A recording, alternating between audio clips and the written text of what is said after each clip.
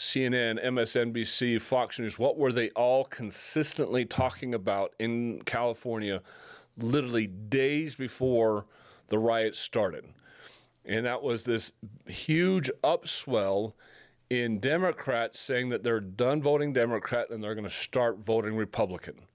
Go back to those dates prior to the riots and look at the news media. What were they discussing? You'll see all over the Palisades, wherever those fires were at, all over LA, which is their stronghold, and a lot of these other communities in and around Orange County, San Diego, even up into the Sacramento area, where you had a lot of people saying, we're done voting Democrat, we're willing to vote Republican.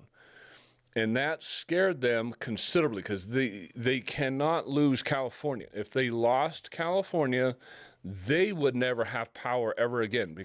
The Democrats have always been able to depend on California and New York to get them across the finish line when it comes to Electoral College.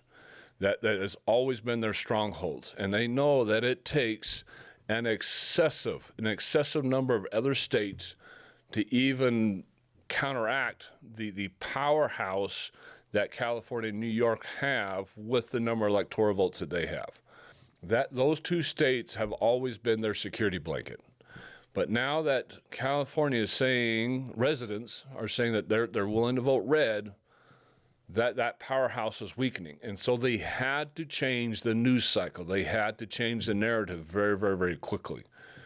The riots in California were staged and then exacerbated because they had to change the narrative. They had to change the news cycle. They could not let the news cycle of people outright claiming that they're going to start voting red rule the 24-hour news cycle, because the popularity of the fire would spread.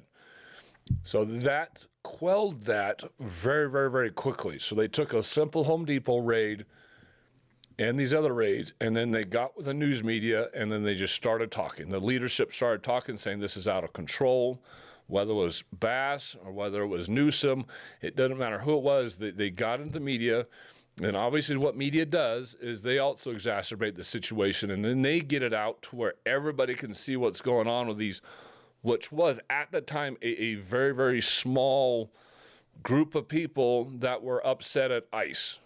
But because it went out on the news media and social media and everybody saw it, and then they had local politicians vouching for it and supporting it, it gave the riots ammunition.